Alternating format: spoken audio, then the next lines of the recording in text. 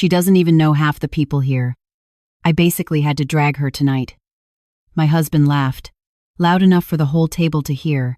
Honestly, without me pushing her, she'd just sit at home coding all day. No social skills whatsoever. They all laughed. My colleagues, my boss, the people I had worked with for 3 years at Meridian Tech. I set my glass of sparkling water down slowly. I smiled, and then I excused myself to the restroom. "My name is Rachel Cole. I'm 32 years old, a senior software engineer at one of the fastest-growing fintech companies in Austin, Texas. I write code that processes millions of dollars in transactions every single day. I have 3 patents pending under my name. My manager called me the backbone of the entire infrastructure team at my last performance review. And at the company's annual leadership gala, in front of 50 people who respected me, my husband of 4 years had just described me like I was something he had rescued from a corner. I stood at the bathroom mirror and looked at myself. Black dress, hair pinned back, my mother's pearl earrings, the ones she gave me the day I got my first job offer out of college. She pressed them into my hands and said, "These are for the woman you're going to become, not the girl you are right now." I touched one of them, breathed, and something inside me went very, very quiet. Let me tell you how I got here. I grew up in Plano, Texas, the daughter of a high school math teacher and a woman who worked nights at a medical billing company so I could go to a better school district. We weren't poor, but we understood what money meant. We understood what it cost. My dad used to say, "Every dollar you earn yourself is worth 10 someone hands you." I carried that with me through UT Austin, through my computer science degree, through every internship and late-night debugging session and rejected job application until I landed at Meridian at 26. By the time I met my husband, I was 27 and finally starting to breathe.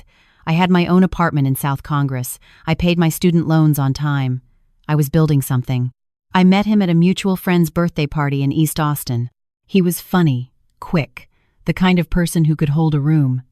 He was working on a startup, a financial app, that was going to completely disrupt how millennials think about investing.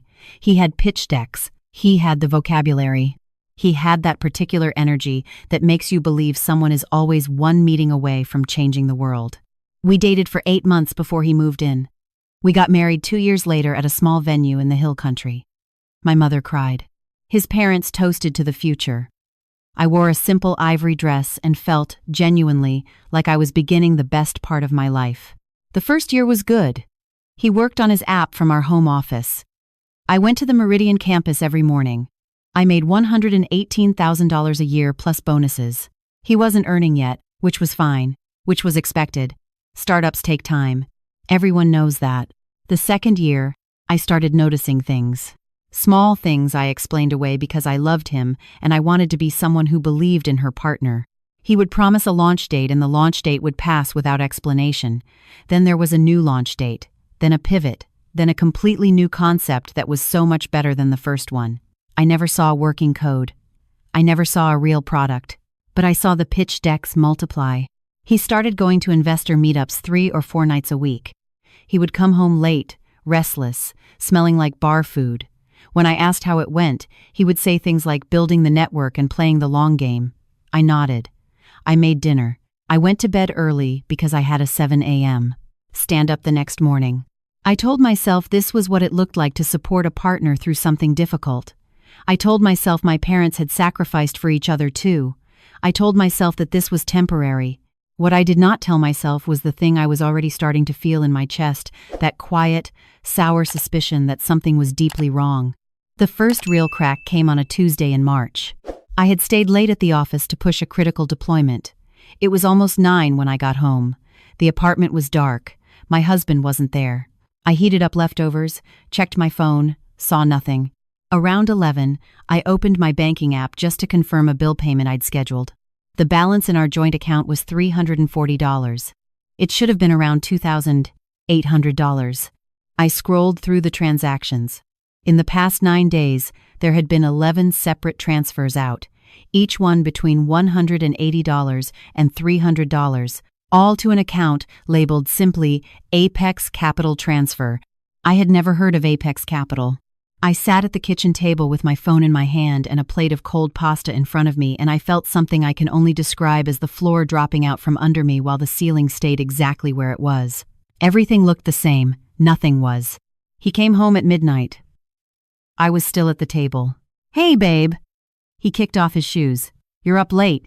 Where did the money go?" He paused. Just for a second.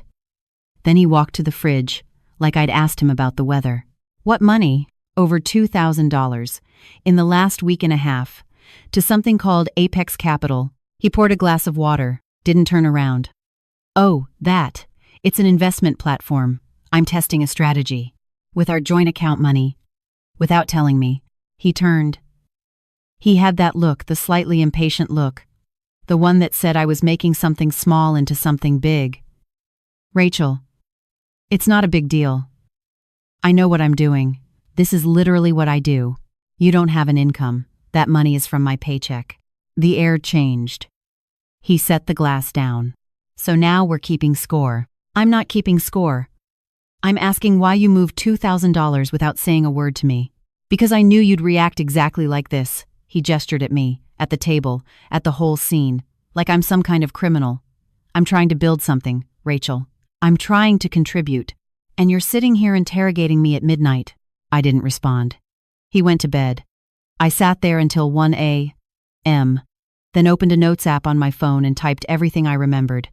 Account name, amounts, dates. I saved it in a folder I labeled Work Receipts. I don't know exactly when I decided I was going to start documenting. It wasn't a single moment. It was the slow accumulation of a person realizing that memory is not enough. That if you want the truth to matter later, you have to record it now. After that night, I started paying attention differently. I noticed he never showed me anything on his laptop anymore. When I walked by his desk, he would minimize whatever was open. Once I caught a glimpse of what looked like a trading interface, green and red candles, numbers flickering, not a startup dashboard, not investor documents. A crypto trading platform. I didn't say anything. I took a photo of the screen from across the room and saved it. I noticed he had stopped mentioning the app entirely. When I asked about it gently, he would redirect in a holding pattern, waiting on a technical partner, bigger opportunity on the horizon. I stopped asking. I started recording dates. I set up a separate savings account at a different bank, one he didn't know about. Every paycheck, I moved $500 into it before anything touched our joint account. Not because I had decided to leave, but because something in me understood that a woman who has no separate money has no options. And I had watched my mother work nights so that she would never be without options. 2 months after the joint account incident, I found the credit card. I was looking for a pen in his desk drawer. He was out. It was Saturday morning, and there it was. A card in both our names. A credit card I had never seen, never applied for, and never agreed to. I took it out slowly, turned it over. It had my name on it, printed right there, Rachel Cole, and a credit line I later found out was $8,000. I put the card back exactly where I found it. I went to the kitchen. I made coffee. I sat at the counter and breathed through my nose for what felt like a very long time. Then I pulled out my laptop and spent the next hour on the phone with our credit monitoring service. The card had been opened 6 months ago. The current balance was $6,400.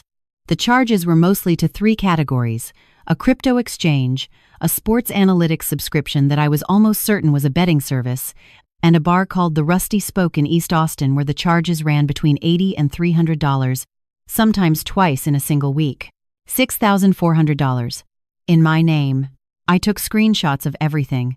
I emailed them to a private email address I had created specifically for this purpose, one he had no access to. I named the folder Project Clarity. I want to be honest about something. There is a version of this story where I am portrayed as foolish for not leaving the moment I found the first transaction, and maybe that's fair. But I want you to understand something about loving someone who is slowly revealing themselves to be a different person than you believed.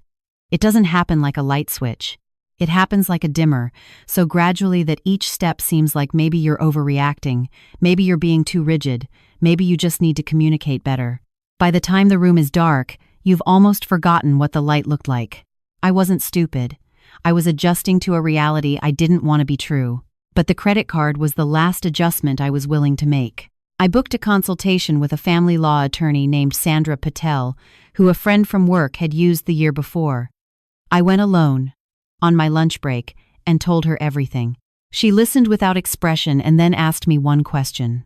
Do you have documentation? I handed her a folder I had printed that morning, 43 pages. She looked up at me. You've been preparing. I've been a software engineer for 6 years, I said. I understand version control. She almost smiled. Give me 2 weeks. I went back to work. I went back to cooking dinner. I went back to smiling at my husband in the morning and asking about his day and behaving like a woman who had no idea what was coming. It was the hardest thing I have ever done. Not because I was pretending to love him, but because I had already stopped and hadn't told him yet. The gala had been on the calendar for months. The Meridian Annual Leadership Event held at the JW Marriott downtown. It was the kind of thing that mattered the right people, the right conversations, the kind of visibility that could lead to a promotion or a high-profile project assignment. My manager had specifically asked me to attend. My husband had insisted on coming. I want to support you, he said. And it doesn't hurt to meet some people in tech. I almost told him not to. Something felt off. But I thought about the attorney's advice, don't change your behavior, don't tip anything, and I said, sure. We arrived at 7. I introduced him to my team, to my manager Lisa, to a few of the directors. He was charming at first, he always was. He shook hands, asked questions, laughed at the right moments. But as the evening went on and the cocktails kept coming, I watched him start to perform. Not for me. For the room. At dinner, seated at a table with Lisa, 2 senior engineers, and a VP named Marcus, whose opinion of me directly influenced my career trajectory, my husband began to tell a story. I won't recount all of it. But the punchline, delivered with a grin that I used to find attractive and now found unbearable, was this. She's good at her job, but honestly, she has 0 personality outside of it. I'm basically her social life. Before me, she was just a workaholic with no friends and a very organized apartment. There was awkward laughter. Marcus looked at his drink. Lisa looked at me. I felt something cold move through my chest. He kept going. Seriously, I don't know how she'd function without me. I handle everything she doesn't have time for. The social calendar, the networking, remembering that people exist outside of code.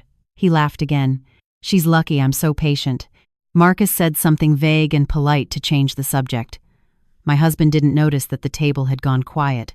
He picked up his glass and leaned back like a man who had just told a great story. I stood up. Excuse me for a moment. I walked to the restroom, locked a stall, pressed my back against the door. I touched my mother's pearl earring. These are for the woman you're going to become. I thought about 43 pages of documentation. I thought about Sandra Patel's office and her one question. I thought about the separate bank account with 8 months of savings sitting in it. I thought about the credit card in his desk drawer and the $6,400 balance in my name. And then I thought about that table out there. Marcus and Lisa and my colleagues, people whose respect I had earned line by line, deployment by deployment, and this man I had married sitting among them describing me like a project he had taken on. I washed my hands. I dried them. I looked at myself in the mirror for exactly 10 seconds, and then I went back. I didn't sit down. I stood at the head of the table, opened my purse, and took out my phone. I had one email drafted and saved. I had been holding on to it for 3 days, waiting for the right moment, and I had not expected the right moment to be this. But there it was. I owe everyone at this table an apology, I said. My voice was steady. Not for anything I've done, but for what you just had to sit through. My husband looked up, confused. Babe, I'm going to say this once. In front of people I respect, because I think the truth deserves witnesses. I looked at him directly. I've been supporting our household financially for 4 years. Every bill, every rent payment, our joint account, and a credit card opened in my name that I did not agree to, currently carrying over $6,000 in charges to a crypto trading platform and a bar in East Austin. The table was completely silent. His face had gone the color of old chalk. I have documentation for all of it. My attorney has had it for 2 weeks. I put my phone back in my purse. I'll be staying with my friend tonight. The divorce filing will be submitted Monday morning. I looked at Lisa. I'm sorry this happened at a company event. It won't affect my work. I looked at Marcus. Thank you for the opportunity to be here. And I walked out. The Austin night air hit me like a clean wave. I stood on the sidewalk in front of the Marriott, and I called my friend Dana, and while the phone rang, I looked up at the lights of downtown, and I felt something I hadn't felt in 2 years. I felt like myself. The days that followed were not easy. Let me not pretend otherwise. He called 37 times in the first 24 hours. I counted. I didn't answer a single one. I forwarded every voicemail to Sandra. He texted things that ranged from pleading to angry to a version of vulnerable I had once believed was real and now recognized as a technique. You're throwing away 4 years. You're humiliating me. You're not thinking clearly. I love you. I just need one conversation. I saved every message. He showed up at Dana's building twice. She didn't buzz him up. I documented the dates and times. He emailed my mother. My mother, a woman who had worked nights for 16 years to give me options, forwarded me the email with 2 words, I see. Then she called me and said, I always knew something was wrong, but I didn't want to be the one to say it. I'm sorry I didn't say it. We cried together for a while. Then she asked if I needed money, and I told her no, and she said, I know you don't, but I want you to know it's there. Sandra called me on Thursday. He's agreed to everything. Everything? Full dissolution. No claim on your assets, which, given that all documented assets were earned by you, is appropriate. He wants it quiet and fast. The credit card debt we're pursuing separately. Given that it was opened using your identity without explicit consent, we have a strong case for full remediation. How long? 30 days to finalize, if nothing changes. I sat in Dana's guest room with the phone in my lap and the window open and the sound of the city coming in. 30 days. 4 years to build something, and 30 days to properly end it. Let's move forward. I said. What happened to my husband after that came to me in pieces, the way news from a life you've left always does through a mutual friend here, a social media post there, a text from someone who thought you'd want to know. He tried to stay in the Austin tech scene. It didn't work. The story from the gala traveled the way stories travel in mid-sized cities, where everyone in an industry knows someone who knows someone. A few people reached out to me privately to say they'd heard. More than one of them said, I always thought something was off about him.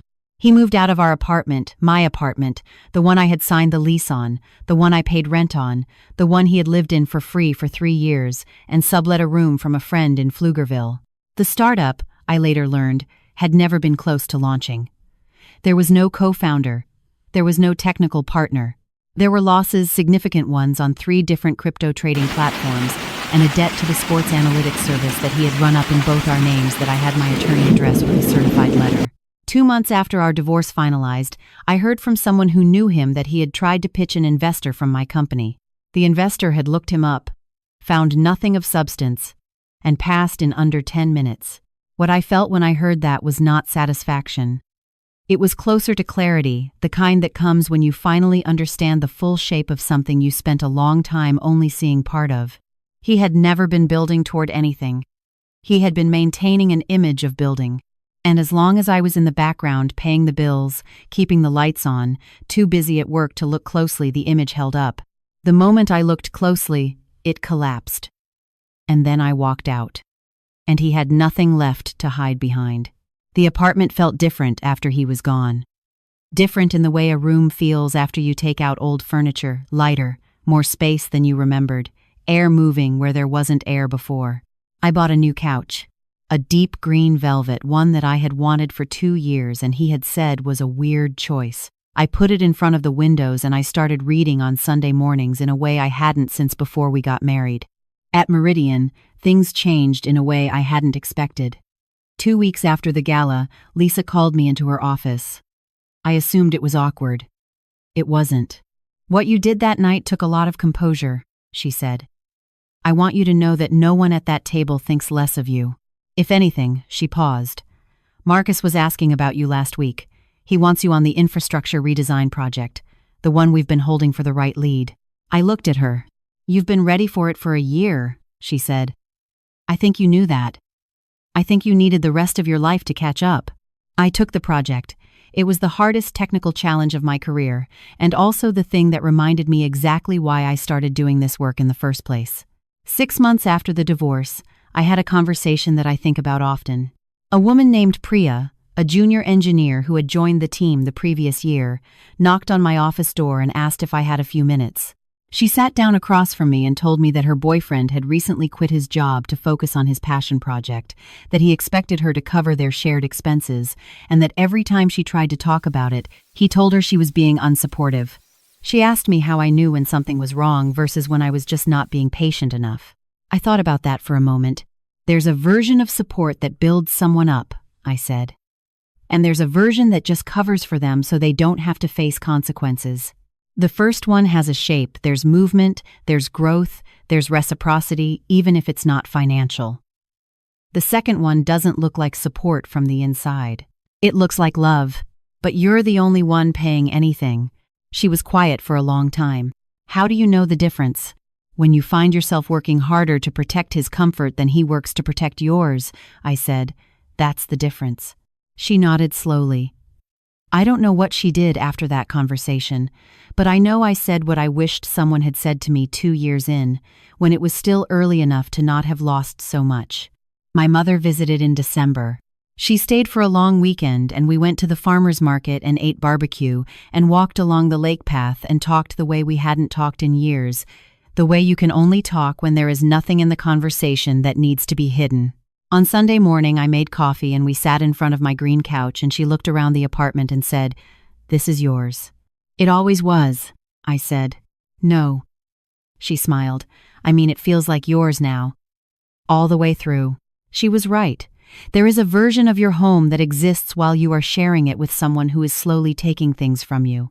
You don't notice how much it changes because the change is gradual and you are trying very hard to keep believing it is still yours. And then one day, it is yours again, fully, and you understand what you had been missing. I keep my mother's pearl earrings in a small white dish on my dresser. I don't save them for occasions anymore. I wear them when I feel like it to important meetings, yes, but also to Sunday morning farmers markets and quiet evenings at home. They are for the woman I was going to become. I became her. I went to therapy. Not because I was broken, I want to be precise about that, but because I wanted to understand what in me had allowed the adjustment to happen so gradually. My therapist is a woman named Dr. Okafor, and in our second session, she said something that rearranged something in me. "You didn't miss the signs," she said. "You saw them. You just kept translating them into something more comfortable because you had invested something you didn't want to lose. That's not a flaw in your perception. That's a flaw in what we teach women to do with their discomfort. What should I have done with it?" "Exactly what you eventually did," she said. "Named it, documented it, and acted on it. Just earlier, she agreed. "I still work at Meridian. I am now leading the infrastructure redesign project with a team of 7. We shipped the first major release last month, and Marcus sent me a note that said simply, 'This is excellent work.' I printed it out and put it on my fridge, which is the most embarrassing thing I've admitted in this entire story, and I stand by it. I am not seeing anyone. I'm not in a hurry. I am learning, for the first time in a long time, what it feels like to come home to a life that is entirely of my own making. Every bill paid, every choice mine, every morning quiet in a way that is restful, not tense. Some nights I sit in front of the green couch with a cup of tea, and I think about the woman at that bathroom mirror in the JW Marriott. The one in the black dress with her mother's pearl earrings and a phone full of 43 pages of documentation and a marriage that was ending whether she said so yet or not. I think about what she needed to hear. She needed to hear that clarity is not the same as cruelty. That naming a truth is not the same as being unkind. That protecting yourself is not the same as giving up on someone. That a woman who leaves a situation that is diminishing her is not failing at love. She is finally respecting it. She needed to hear that the life waiting on the other side of a hard decision is not smaller. It is not lonelier. It is not the consolation prize. It is just yours. My silence cost me 2 years and several $1,000s I may never fully recover. My truth cost me a marriage that was already gone. One of those is a loss. The other is the most important thing I have ever done. I touch my mother's earrings sometimes when I need to remember. These are for the woman you're going to become. "Hi, Mom. I'm here,"